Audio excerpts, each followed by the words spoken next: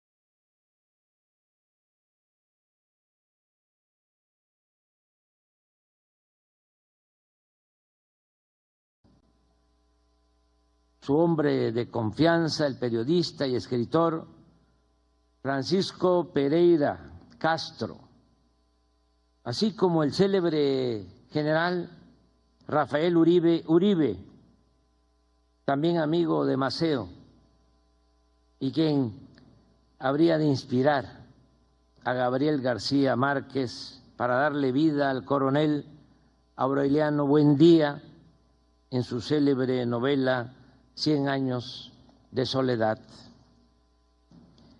En Costa Rica también estaba asilado un revolucionario mexicano, Catarino Garza Rodríguez, el cual tuvo la osadía de organizar una guerrilla en Texas y llamar al pueblo de México a derrocar al dictador Porfirio Díaz 18 años antes de que lo hiciera Francisco I. Madero, nuestro apóstol de la democracia.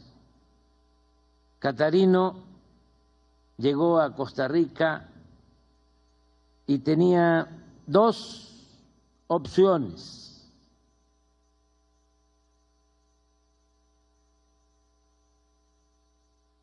unirse a los cubanos que en ese tiempo se embarcaron para lograr la independencia de una de las dos únicas colonias que la monarquía española conservaba en el continente, o colaborar con los liberales colombianos en el derrocamiento del gobierno conservador de este país.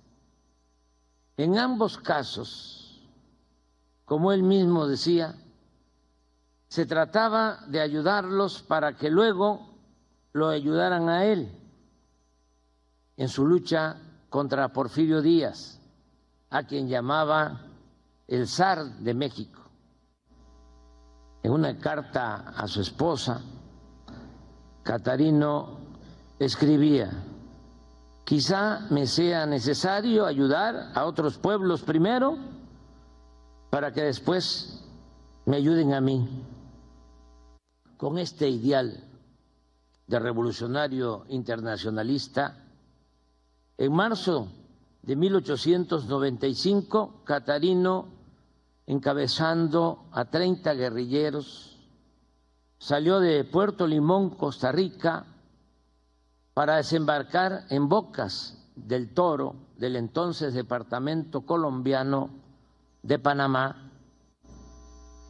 El objetivo era la toma del cuartel de Bocas del Toro, pero en los primeros combates el revolucionario mexicano perdió la vida y ahí quedó, enterrado en una fosa común junto con Pereira y otros combatientes. Así como nosotros estamos ahora, por solicitud del presidente Gustavo Petro, ayudando a encontrar en la Trinitaria Chiapas los restos del general Melo para que sean devueltos a Colombia, en Panamá existe un equipo de expertos haciendo otro tanto para que podamos repatriar los restos de Catarino. En nuestro interés de conocer más sobre este guerrillero internacionalista mexicano, nos ayudó mucho el testimonio del comandante colombiano Donaldo Velasco, encargado en ese entonces del regimiento militar de Bocas del Toro y Colón, quien tuvo el acierto de publicar un folleto en el que narró con buena prosa lo sucedido durante el malogrado desembarco.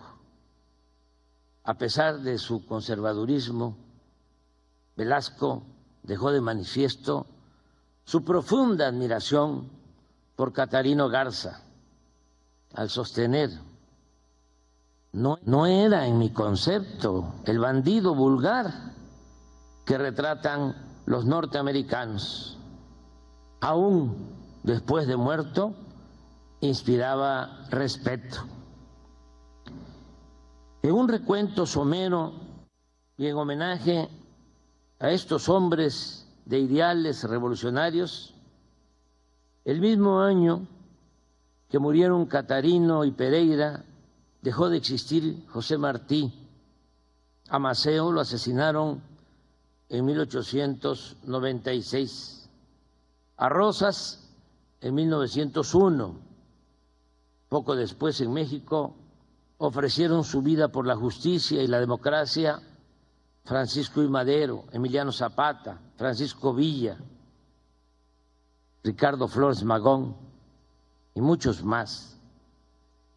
También en nuestro país, en 1929, fue asesinado el líder cubano independentista Julio Antonio Mella.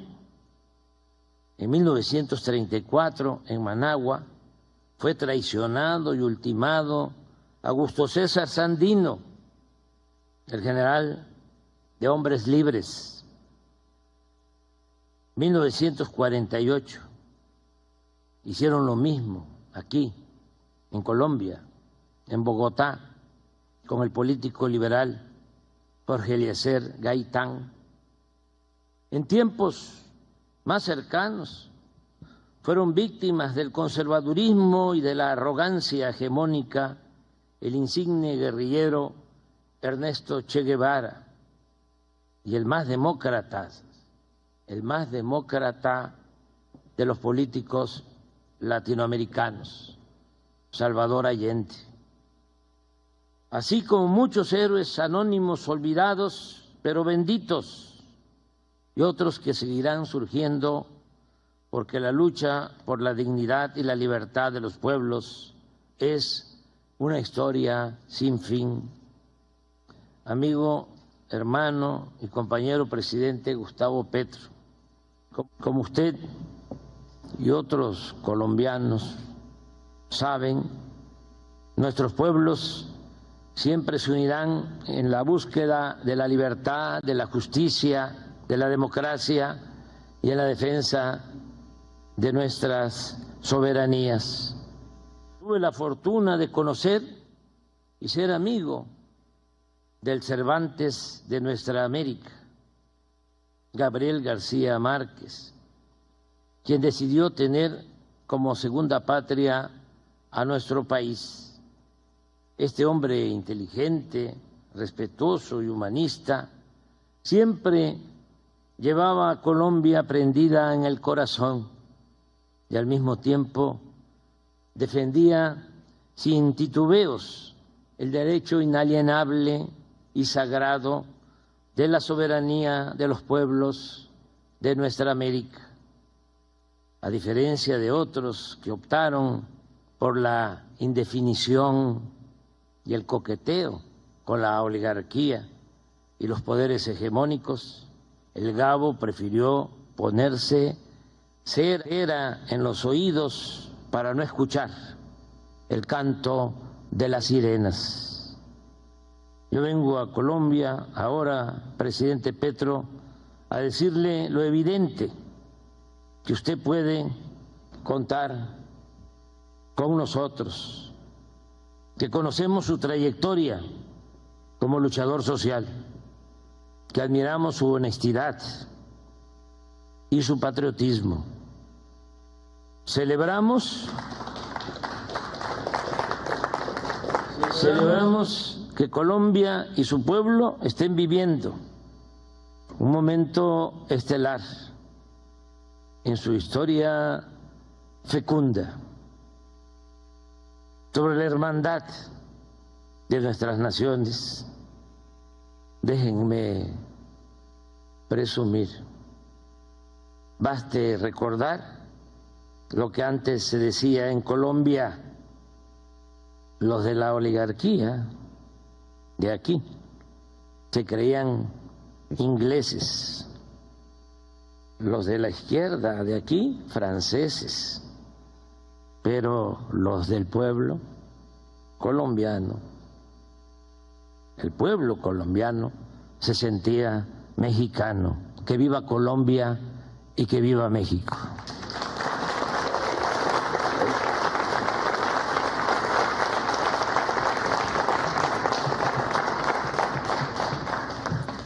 Bueno, presidente, compañero Andrés Manuel López Obrador, los ministros y los medios de comunicación aquí presentes. Yo hablé un poco, bastante, hace unos minutos y pues de ahí salen las intenciones de estas reuniones que hemos convenido en nuestra visita ya a México, y es tratar, es una lucha, eso no es fácil, de construir una posición diferenciada, común, de América Latina en torno a dos grandes problemas contemporáneos que precisamente no estaban presentes en tiempos de Rafael Uribe, Maceo y Garza, que es el tema de las drogas, la política antidrogas, que hace a América Latina víctima, con 1 millón de muertos ya, y el tema de la inmigración, que tendrá otro espacio de discusión.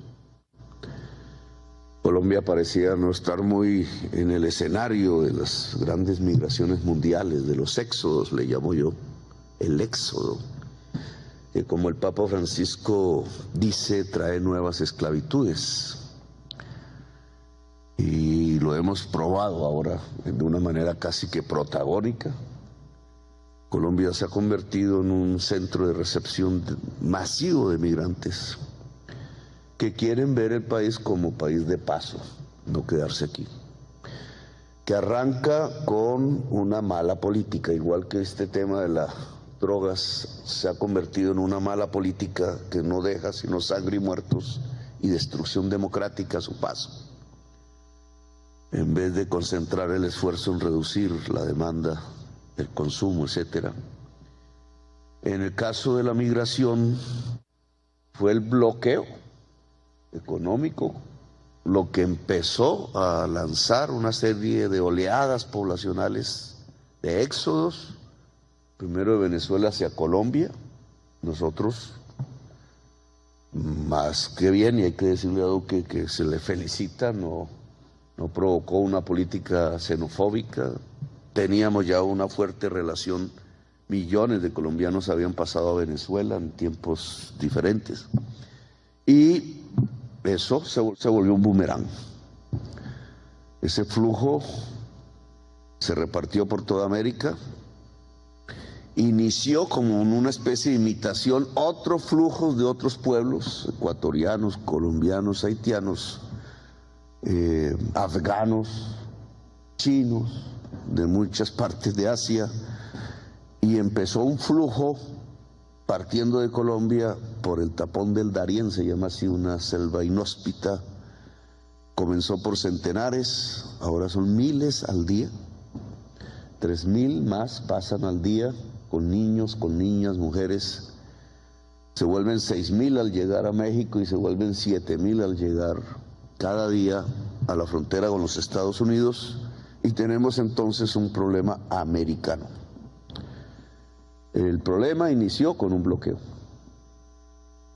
Y yo pienso que relativamente en un plazo corto, porque los problemas se van a agudizar si sigue la crisis climática, se podría resolver si se quita el bloqueo. Creo que esto es lo que se llaman las políticas desacertadas, los boomerangs. Se piensa con una intención y termina pegándole la cabeza al que lanzó la política. Y no está bien, digamos, que ya tengamos para este año 500.000 de personas pasando por el tapón del Darién en manos del destino de la naturaleza y sobre todo de las mafias. Y el año entrante puede ser 1 millón, y después pueden ser 2 millones, y allá pueden ser 4 millones. Se ha iniciado un éxodo del sur al norte que tiene que ver con muchas causas, entre otras la desigualdad, la pobreza, pero también con políticas que están mal hechas, mal construidas, torpes, como la de bloquear económicamente una sociedad pensando que se cae un régimen y lo que se cae es el pueblo, lo que se cae es la sociedad misma. Usted nos ha traído una parte de la historia. Yo allá cuando fui a México hablé de Melo, General Melo, que es el único presidente indígena que ha tenido Colombia y el único que no está enterrado en Colombia. ¿Quién sabe dónde me enterrarán a mí así por ese paso? Está allá en Chiapas, después de hacer un periplo que marca el alma latinoamericana. Yo creo que ahí es mirando esas vidas de antes donde recuperamos en cierta forma algo que se nos ha perdido. Porque ese indígena de Coyaima fue general de la República. ¿Cómo un indígena llegó a ser general de la República en Colombia? Hoy nos sorprendería, porque era el general del Ejército Libertador. Y el Ejército Libertador solo pudo ser ejército y vencer a los españoles, porque tenía que tener indígenas negros mestizos, gente del pueblo, era un ejército popular de liberación. Y ese ejército libertador obviamente no le gustaba a quienes querían y tenían una visión de élite y de exclusión en la sociedad colombiana, a los dueños de los esclavos, que gobernaron a Colombia hasta 1850. Y sus descendientes todavía quieren seguir gobernando Colombia. Y ese general entonces pudo ser general por ser indígena, era teniente en los tiempos de Bolívar y peleó al lado de Bolívar en las principales batallas. Y a la muerte de Bolívar fue a defender las ideas de Bolívar peleando en Venezuela contra Páez para restablecer la Gran Colombia. Y derrotado volvió a Colombia y los obreros de Bogotá lo volvieron presidente en una insurrección y duró 8 meses porque los dueños de los esclavos organizaron ejércitos aquí en Popayán, al sur, y en Antioquia. Rodearon a Bogotá y destruyeron el ejército libertador y se acabó el ejército libertador. Murió. Y el general se fue a Nicaragua y peleó contra un pirata que se quería tomar Nicaragua y a El Salvador, y después a Chiapas a defender a Benito Juárez bajo sus ideas de construir una profunda democracia, y allá lo fusilaron y allá está enterrado. Y ustedes me regalaron los documentos que aquí prácticamente no existen. La carta de la hija pidiendo que su cadáver retornara a Colombia, y nadie de Colombia volvió a pelear por su cuerpo, por su historia. No les gusta esa historia. Un indígena presidente. No les gusta que la vicepresidente sea negra, y no les gusta que el presidente haya sido insurgente. No les gusta que el pueblo gobierne. Eso es todo. No les gusta la democracia. Y estas son luchas por la democracia, olvidadas, pero que hay que recuperar. Porque recuperar la historia es recuperar también el presente y el futuro. Por eso este evento que yo no conocía y que usted me enseñó, también tiene una enorme enseñanza en la historia latinoamericana. Es que no nos creíamos de un país y extranjeros de los otros, nos creíamos el mismo pueblo. Por eso Melo iba a Venezuela a pelear, y por eso iba a Honduras, y por eso iba a Nicaragua, y por eso muere en México, y por eso Bolívar nace en Caracas pero muere en Santa Marta, y por eso el Che nace en Argentina pero muere en Bolivia después de hacer una revolución. Y por eso nosotros somos así, y hay que recuperar ese espíritu. Por eso se reunían a la luz de las velas en esa aldea que debió ser en ese entonces Bocas del Toro, República de Colombia, que hoy no es de Colombia, porque parte de esa historia tiene que ver con eso. Se reúnen estas 3 personas de película. Caterina Garza, que es el mexicano que ha luchado al interior de los Estados Unidos, él tratando de recuperar el territorio de México, que ahora se llama Texas.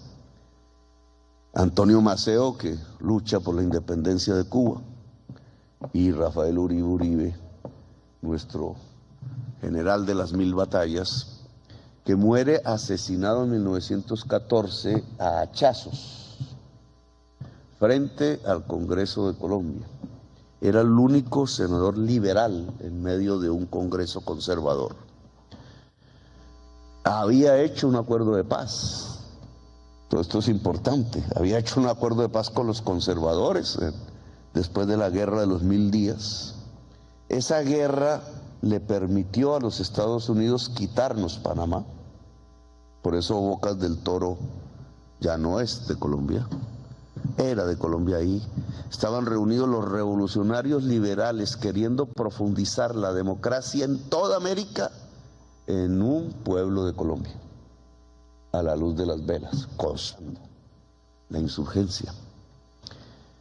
Él hizo la paz, tantas veces intentada en Colombia, un proceso de paz, y se acabó la guerra a las 1000 días, que quizás es una de las peores que hemos tenido. Nosotros vivimos en guerra perpetua.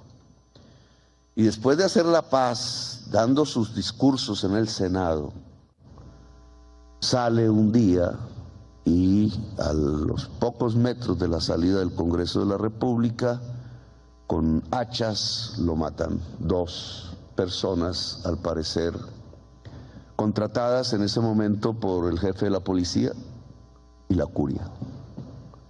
¿Cuál el pecado de Rafael Uribe Uribe en ese momento para recibir la pena de muerte? Pelear por la educación pública. Rafael Uribe Uribe quería un sistema de educación pública en toda la República de Colombia. Y esa fue la causa por la que lo mataron. Y ahora, si uno mira un debate local de los tantos que hay aquí en Colombia, precisamente alguien está proponiendo acabar con la educación pública a partir de que el presupuesto público se entregue en bonos para que los niños y las niñas estudien en colegios privados. Lo cual, de entrada, dado que el colegio privado es más caro y tiene utilidad, acortaría completamente la cobertura de quienes podrían estudiar, pero es un ataque a un principio democrático fundamental, la educación pública, que este gobierno piensa es fortalecer, no acabar. Bueno, a Rafael Uribe Uribe lo mataron por querer que en Colombia existiera una fuerte educación pública, y ese era el pensamiento de estas personas. Y yo creo que a la larga ahora, porque esto es 1895, un siglo atrás habían otros jovencitos a la luz de las velas conspirando a hacer una revolución en nuestras tierras.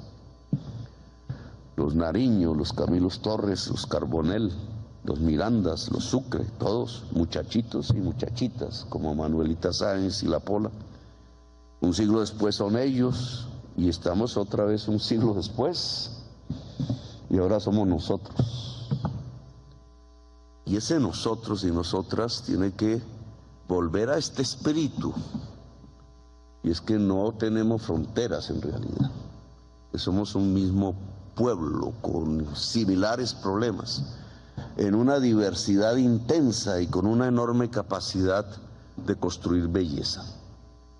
Usted me decía, los españoles trajeron la codicia del oro, los indígenas no lo tenían.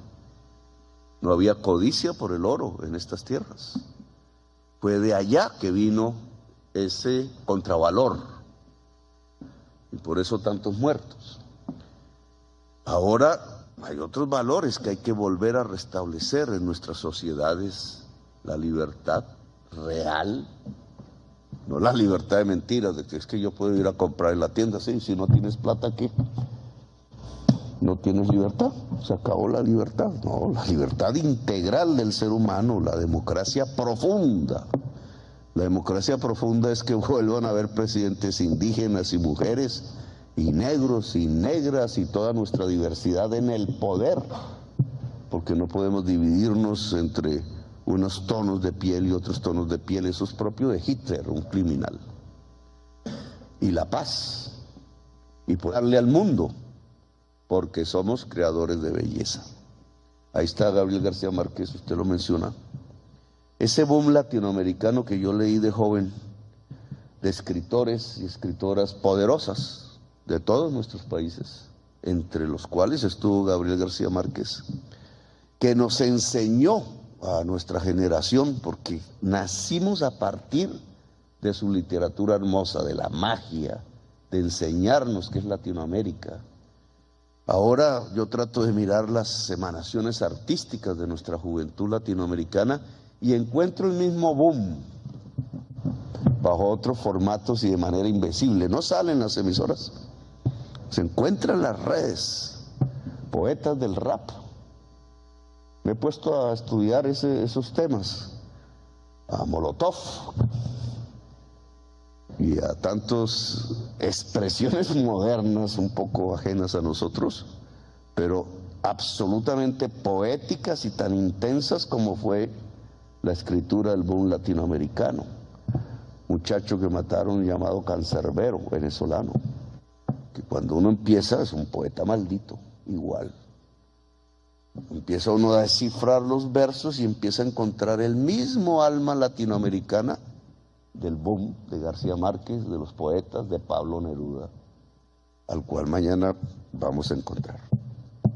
Entonces, bienvenido y nos vemos en Santiago mañana. Con la declaración oficial de los señores presidentes de Colombia y México, damos por finalizada la cumbre latinoamericana y del Caribe sobre drogas. Muchas gracias a todos los medios de comunicación y colegas periodistas que nos acompañan.